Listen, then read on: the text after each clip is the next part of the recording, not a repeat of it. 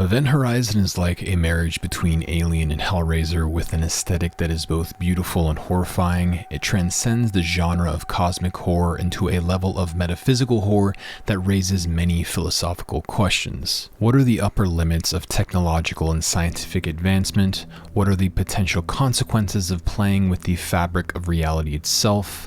Do other dimensions and realities exist? And if hell exists, where does it exist? You see what I did there?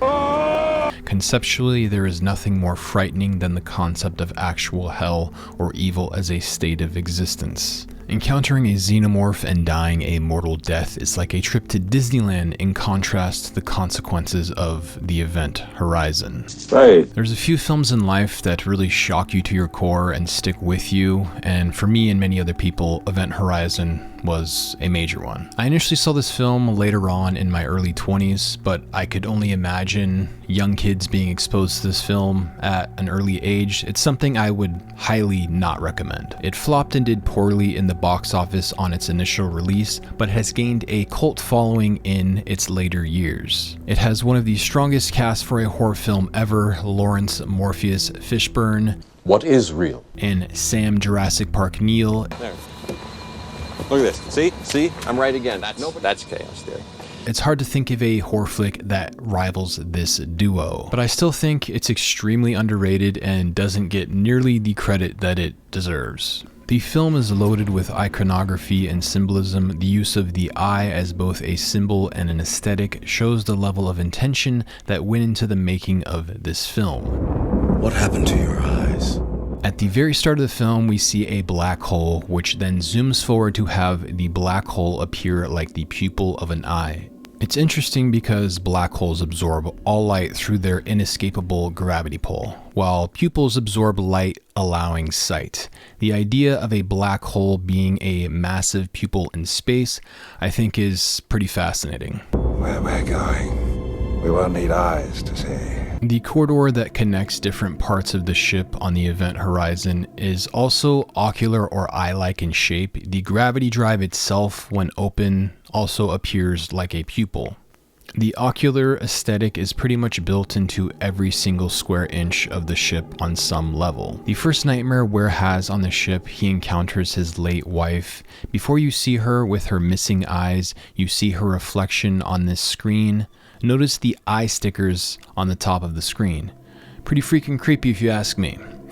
To me, this conveys a break from perception and reality. The eye is arguably one of the oldest and first forms of iconography, as perception or sight is the thing that allows the interpretation of all other things or symbols.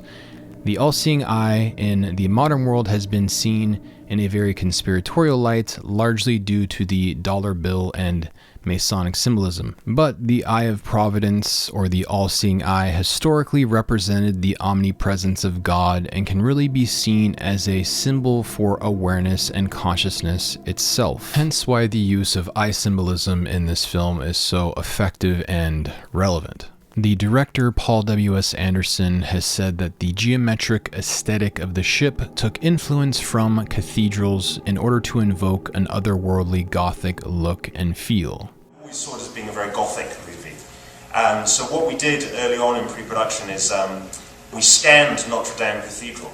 We built a 3D model of Notre Dame using the towers of Notre Dame as the engine thruster pods. And then all of the antenna arrays are kind of clustered in exactly the same way as the gargoyles in Notre Dame. Cruciform or cross iconography is also heavily used throughout this film. Ware is floating in front of a cross at the start of the film, invoking the imagery of crucifixion and foreshadowing what's to come. Immediately after this, we see Weir in a space station within a room that looks like a padded cell of an insane asylum.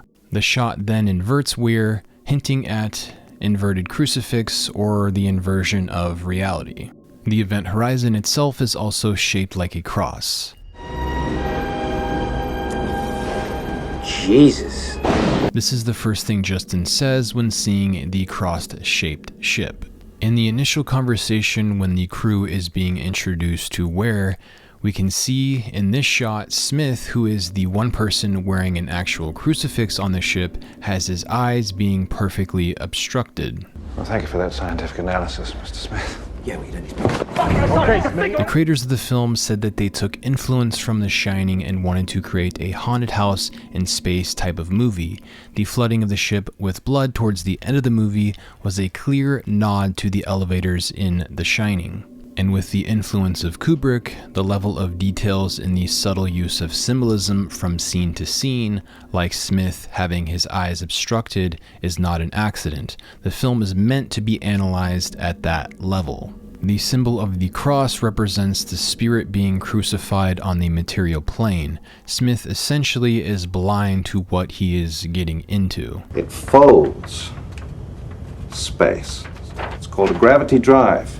When the crew arrives to the event horizon, the docking bay is of course shaped as an eye and has the Roman numerals 13 indicating unlucky. And then they find a corpse floating with its eyes missing, of course, foreshadowing what later on will happen to Weir. The choice of the name Weir, I think, was intentional, meant to sound like where, as in where something is located in space and time. The scientist who invented a teleportation device altering where things exist. Arguably, the most iconic scene of the film is when Miller first sees Weir with his eyes gouged out and the lines that he delivers.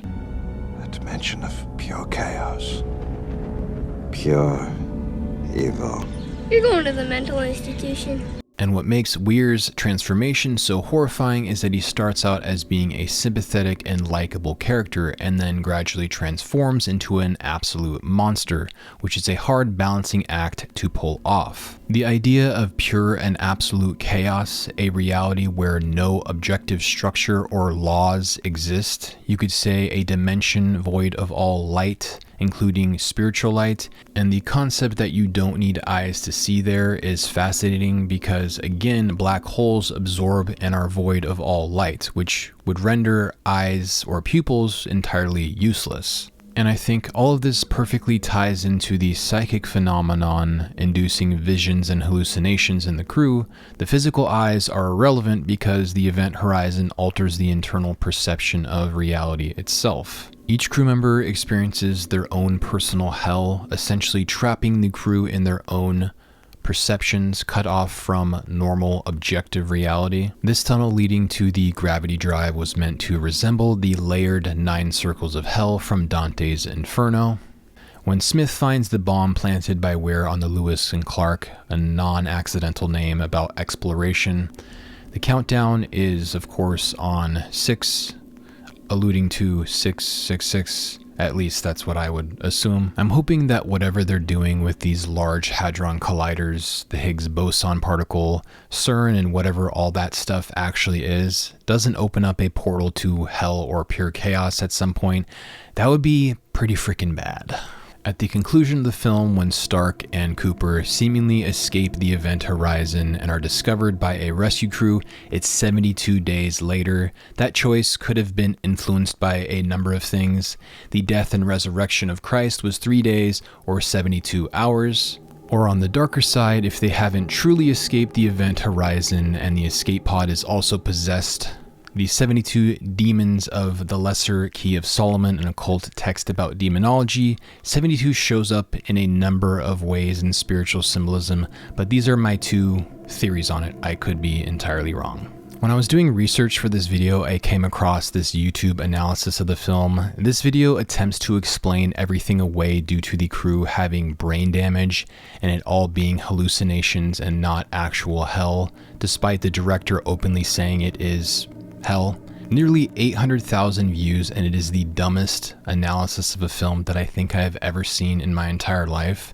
Trying to rationalize with science a fictional story is itself irrational. I'm tempted to entirely debunk this pseudo-analysis nonsense in a future video, so stay tuned for that. Anyways, I think that about covers it, and if you found this analysis to be unique and insightful, please like, share, subscribe, comment below. Thank you very much, and bye. You wanted to know where the ship has been. So now you'll find out. You're going to the mental institution.